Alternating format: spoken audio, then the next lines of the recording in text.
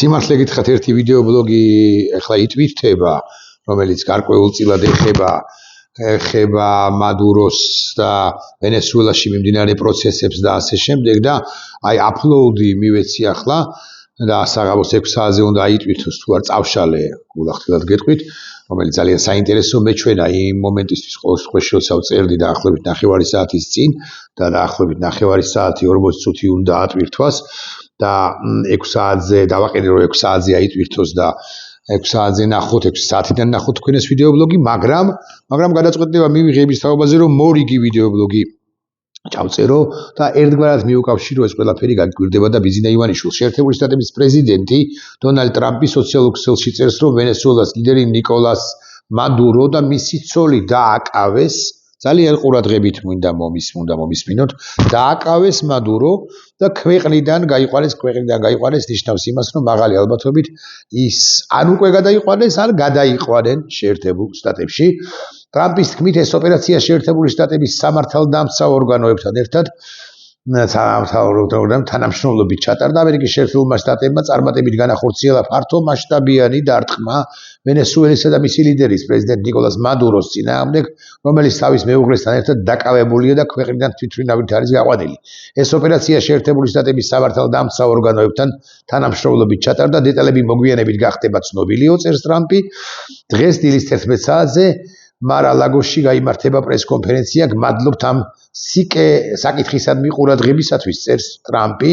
და ვენესუელაში ამერიკის შეერთებული შტატების იერიშის შესახებ ცნობები დღეს გავრცელდა, ანუ დღეს მიიტანეს იერიში და დღესვე მოხდა მადუროს განეიტრალება, ასე უნდა ვთქვა. მადურო რომელიც იქადნებოდა და ამბობდა რომ ოხრა მაგარია და მადურო მართლა მაგარია, მაგალითად ბიზინა ივანიშვილთან შედარებით, მადურო თურმე კაპ და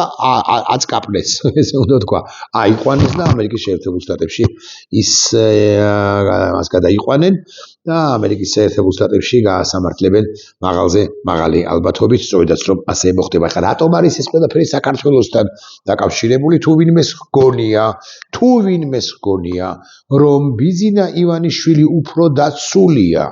ბიზინა ივანიშვილი, რომელმაც გარკვეულზე მაღალი ალბათობით ჩაიდინა დანაშაული კაცობრიობის წინაშე, გამოიყენა რა ქიმიური იარაღი. თუ ვინმეს გონია, რომ ბიზინა ივანიშვილი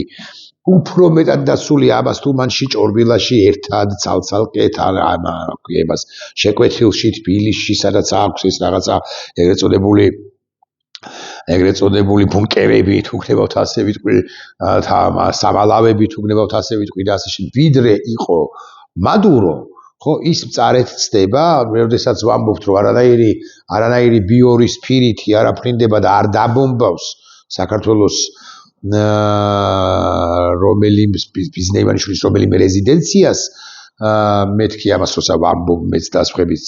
ამბობენ ამას ალბათ ხო ასაკვირველი არ დაბომბავს მაგრამ ბიზინა ივანიშვილის გაუნებელყოფისათვის განეიტრალებისათვის შეერთებულ შტატებს შეიძლება და დასჭირდეს ამგვარი ოპერაციის ჩატარებაც კი პირის მიმართ ხაზგასმით ვამბობ რომელიც ბიზინა ივანიშვილი თურმე აღმოჩნდება რომ კაცობრიობის წინაშე დანაშაულის ჩადენაში არის ხილებული.